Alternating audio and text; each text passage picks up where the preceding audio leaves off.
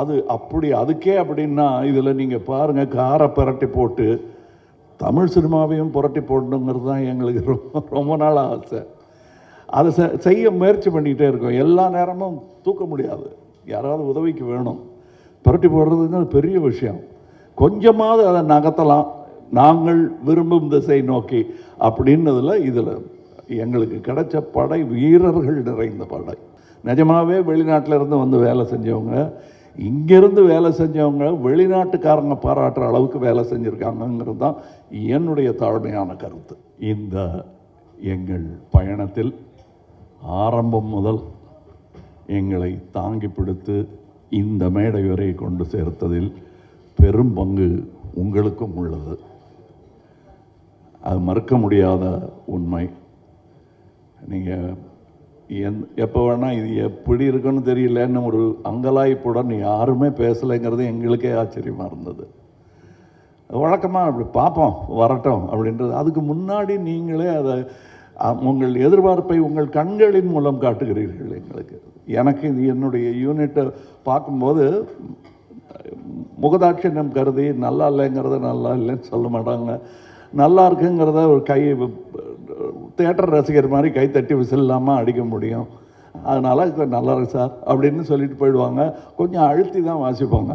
ஆனால் நான் அவங்க கண்ணை பார்த்துக்கிட்டே இருப்பேன்.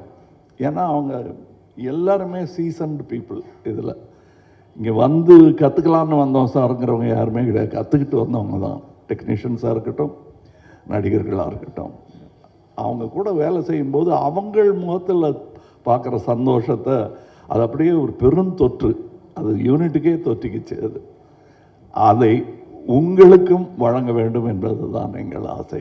எங்களுக்கு வேறு பெரிய பெருமைகள் இப்படி பண்ணியிருக்கோம் அப்படி பண்ணியிருக்கோம் பேசுகிறத விட ஒரு க்ளோஸ்அப்பு, அது சிம்பு சார் தான் இருக்கட்டும், இல்லை ஒரு சின்ன பையன் தான் இருக்கட்டும், அது எடுக்கிறதுக்கு ஒரு 50 பேர் வேலை செய்வாங்க.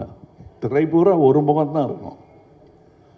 அது அப்படி அதுக்கே அப்படின்னா இதில் நீங்கள் பாருங்கள், காரை புரட்டி போட்டு தமிழ் சினிமாவையும் புரட்டி போடணுங்கிறது தான் எங்களுக்கு ரொம்ப நாள் ஆசை. அதை செய்ய முயற்சி பண்ணிக்கிட்டே இருக்கோம். எல்லா நேரமும் தூக்க முடியாது, யாராவது உதவிக்கு வேணும். புரட்டி போடுறதுங்கிறது பெரிய விஷயம். கொஞ்சமாவது அதை நகர்த்தலாம் நாங்கள் விரும்பும் திசை நோக்கி அப்படின்னதில் இதில் எங்களுக்கு கிடைச்ச படை வீரர்கள் நிறைந்த படை. அதுவும் பிஹைண்ட் த சீன்ஸில் நீங்கள் பார்த்தது ஒரு கிளிம்ஸு தான். ட்ரெயினில் வேகமாக போகும்போது சீனரி தெரிகிற மாதிரி உங்களுக்கு தெரியும். நாங்கள் கிட்ட ஜங்ஷனில் நின்று எல்லாரையும் வண்டியில் ஏற்றிக்கிட்டு வந்தவங்க எத்தனை பேர் உழைத்திருக்கிறார்கள். இன்டர்நேஷ்னல் தரத்தில் இருக்கும் எங்கள் டெக்னீஷியன்ஸ் நிஜமாகவே வெளிநாட்டில் இருந்து வந்து வேலை செஞ்சவங்க, இங்கேருந்து வேலை செஞ்சவங்க வெளிநாட்டுக்காரங்க பாராட்டுற அளவுக்கு வேலை செஞ்சுருக்காங்கங்கிறது தான் என்னுடைய தாழ்மையான கருத்து. உதாரணம், மணிரத்னம் சாரை பற்றி சொல்ல வேண்டாம். மணிரத்னம் ஃபிலிம் அப்படின்னு போட்டுக்கொள்வதற்கான எல்லா தகுதியும் கிட்டத்தட்ட 40 வருஷத்துக்கு முன்னாடியே அவர் பெற்றுட்டார். It's a Mani Ratnam film. இவர்களைப் போலவே எனக்கு அவர் படத்தில் நடிப்பது, நாசருக்கு நாயகன் போது எப்படி இருந்ததோ அந்த மாதிரி இருந்தது எனக்கு. ஏன்னா நான் பார்த்த அந்த இளைஞர் மணி இன்னைக்கு ஞானியாக, சினிமா ஞானியாக மாறி இருக்கிறார். எனக்கு பட்டம் கொடுத்துருக்குறாங்க அந்த மாதிரி. ஸோ அவர் கூட வேலை செய்கிறது எனக்கு குதூகலமாக இருந்தது என்பது தான் உண்மை. அது எல்லாருக்கும் தெரியும், படம் பார்க்கும்போது தெரியும். அந்த எங்கள் செட்டில் இருந்து எங்களை பார்த்தவங்களுக்கும் அது புரியும். இதில் இருக்கிற டெக்னீஷியன்ஸ், எடிட்டர், ஒரு ட்ரெய்லர்லேயே தூக்கிட்டாங்க மணியும் அவரும் சேர்ந்து. அது ஒரு சூப்பர் ஹிட் பண்ணிட்டாங்க. அதெல்லாம் நல்ல சிறந்த டெக்னீஷியன்கள், பதட்டம் இல்லாமல் எந்த பெரிய இடையூறுகளையும் தாண்டும் அந்த லாவகம் அவர்களுக்கு இருக்கிறது. அதே மாதிரி ரவி கே சந்திரன் இந்நேரம் அமெரிக்காவில் படம் எடுத்துகிட்டு இருக்க வேண்டியது, அது 20 வருஷம் முன்னாடியே நிகழ்ந்திருக்க வேண்டியது. மருதநாயகம் அதோடைய சினிமாட்டோகிராஃபர் அவருடன் முழுவதுமாக ஒரு முழு படத்தை முடித்தேன் என்ற பெருமை. அது பாதியில் விட்டோங்கிற வருத்தம் எனக்கு ரொம்ப உண்டு. ஆனால் அதில் இந்த படத்தின் மூலம் அதில் இருந்ததை விட இன்னும் சிறந்த சினிமாட்டோகிராஃபராக அவர் திரண்டு வந்திருக்கிறார் எங்களுக்காக. அது தெரியும், படத்தில் பார்த்தா பேசுவாங்க. அதை நான் சினிமா விமர்சகர்களிடம் விட்டு விடுகிறேன். அவருக்கு நல்ல பேர் கிடைக்கணும். நானும் சினிமா விமர்சகன்தான், நானும் சினிமா ரசிகன்தான். நான் சுவைத்த விஷயத்தை உங்களுக்கு நான் சொல்லுகிறேன். வியாபாரம் வெற்றி பெறணும், அதெல்லாம் ஓகே. என் சினிமாவும் வெல்ல வேண்டும் என்பது தான் ஆரம்ப காலத்திலிருந்து நாங்கள் அதான் ஒரே மாதிரி எண்ணம் உடையவர்களுடன் பேசிக்கணும்.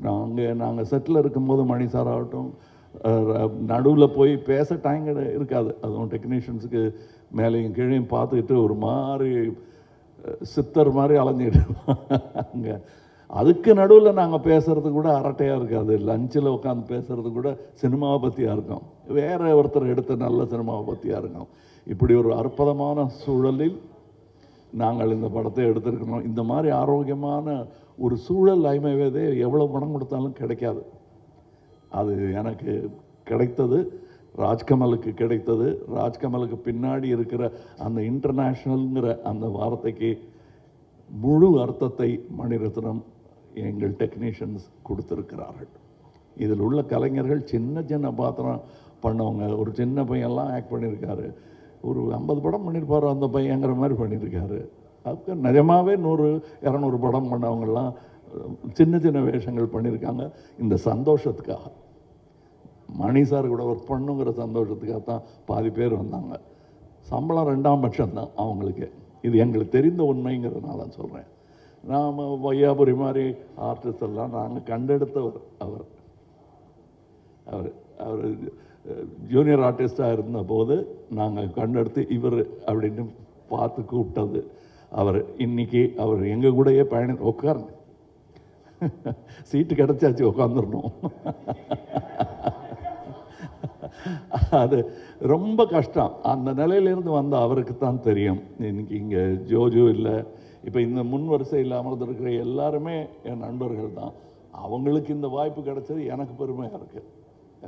நீங்கள் படம் பார்த்துட்டு இவங்களெல்லாம் பற்றி நான் பேசுகிறேன். ஏன்னா இப்போ பேசும்போது அவர்கள் பெயரை மட்டுமே குறிப்பிட வேண்டி வரும். அவர்கள் திறமையையும் பற்றி பேசுவதற்கு இன்னொரு விழா நடக்கத்தான் போகிறது என்று எனக்கு தோன்றுகிறது. அந்த விழாவில் உங்களுடன் பேசுகிறேன். மற்றபடி எனக்கு உறுதுணையாக இருந்த தமிழ்நாட்டிற்கே நன்றி சொல்ல வேண்டும். நான் மேடையில் பேசும்போது உயிரே உறவே தமிழே என்று சொன்னதற்கான அர்த்தத்தையும் நான் முழுமையாக உணர்கிறேன். நன்றி, வணக்கம்.